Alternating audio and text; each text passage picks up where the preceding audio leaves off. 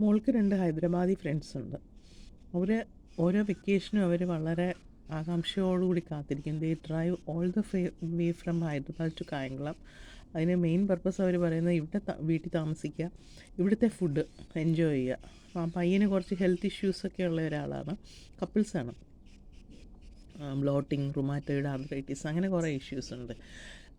അപ്പോൾ അവർ പറയുന്നത് ഇവിടെ താമസിച്ചിട്ട് ഈ ഫുഡ് കഴിക്കുമ്പോൾ ഈ വക ഇഷ്യൂസ് ഒന്നുമില്ല, വയറൊക്കെ ഗ്യാസ് ട്രബിൾ ഇല്ല, ബ്ലോട്ടിംഗ് ഇല്ല, അങ്ങനെ ഉള്ള ഇഷ്യൂസ് ഒന്നും ഇല്ല എന്ന് പറയാറുണ്ട്. അപ്പോൾ അതിന് പ്രധാന കാരണം ഇവിടെ കുക്കിംഗ് വളരെ സിമ്പിളായിട്ടാണ്. ഇവിടെ അത്യാവശ്യം മീനും മുട്ടയൊക്കെ ഉപയോഗിക്കുമെങ്കിലും ഒരുപാട് മസാലയിലിട്ട് കുഴച്ച് ഒരുപാട് അങ്ങോട്ട് ഓയിലിൽ, എന്നാൽ നല്ല വെളിച്ചെണ്ണ ധാരാളമായിട്ട് ഉപയോഗിക്കാറുണ്ട്. തേങ്ങയും വെളിച്ചെണ്ണയും നമ്മൾ ധാരാളമായിട്ട് ഉപയോഗിക്കും. അപ്പോൾ ഇന്ന് തന്നെ ഇപ്പോൾ ചെയ്തിരിക്കുന്നത് ഒരു സാമ്പാർ എന്ന് പറഞ്ഞാൽ ട്രഡീഷണൽ സാമ്പാർ എന്ന് പറയത്തക്ക കാര്യങ്ങളൊന്നും അതിനകത്ത് ചേർത്തിട്ടില്ല. ചുവന്ന മുളക് വളരെ പേരിനൊരു അല്പം ചേർത്തിട്ടുണ്ട്, പുളി ചേർത്തിട്ടില്ല. പുളിക്ക് പകരം തക്കാളി, ഒരല്പം നാരങ്ങ നീര് ചേർത്തിട്ടുണ്ട്.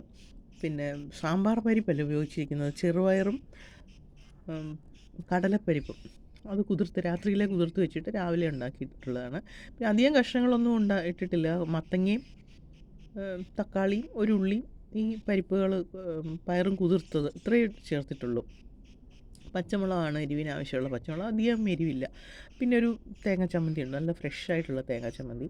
പിന്നെ മീനുണ്ട്, മത്തി വറ്റിച്ചത്, തക്കാളി, കുറച്ച് കുടംപുളിയും ചേർത്തിട്ടുണ്ട്. പിന്നെ ഇത് ഉള്ളിത്തണ്ട് തോരനാണ്. ഇതിനാണെങ്കിൽ പച്ചമുളകും തേങ്ങയും ഉപ്പും അല്ലാതെ ഒന്നും ചേർത്തിട്ടില്ല. കുറച്ച് വെളിച്ചെണ്ണയിലൊന്ന് വാട്ടിയെടുത്തു. പിന്നെ ഇത് നാരങ്ങ അച്ചാറാണ്. നാരങ്ങ അച്ചാറിനും കൂടുതൽ പച്ചമുളകുണ്ട്, പഴുത്ത പച്ചമുളകുണ്ട്, നല്ല ഫ്രഷായിട്ടുള്ള വലിയ നാരങ്ങയുടെ അച്ചാർ. ജസ്റ്റ് ഒന്ന് ചൂടാക്കി, അല്പം വെളിച്ചെണ്ണയിലൊന്ന് ചൂടാക്കിയിട്ട് ഈ പച്ചമുളകും ചേർത്ത് ലേശം ഉലുവയും അല്പം മുളക് പൊടി, കായവും ചേർത്തിട്ടുണ്ട്. അത്രയേ ഉള്ളൂ. പിന്നെ പപ്പടം ആണെങ്കിൽ നമ്മൾ അതൊന്ന് കഴുകിയിട്ടാണ് കാച്ചാറിൽ, കഴുകി ഉണക്കിയിട്ട് കാച്ചുമ്പോൾ അതിൻ്റെ ആ ഒരു ഉപ്പും ഒക്കെ ഒന്ന് കുറഞ്ഞ് കിട്ടും. പിന്നെ ചേനയും പയറും മെഴുക്ക് വരട്ടി, ഇതാണ് ലഞ്ച്. ഇപ്പം ഇത് കഴിച്ചിട്ടുണ്ടെങ്കിൽ നമുക്ക് നല്ലൊരു വളരെ ലൈറ്റ് ഫീലിംഗ് ആണ്. കുറച്ച് കൂടുതൽ കഴിച്ചാൽ പോലും നമുക്കങ്ങനെ ഗ്യാസ് ട്രബിളോ മറ്റ് ബുദ്ധിമുട്ടുകളോ ഒന്നും ഉണ്ടാവാറില്ല. അപ്പം അങ്ങനെ ഒരു ലഞ്ച് കഴിക്കട്ടെ.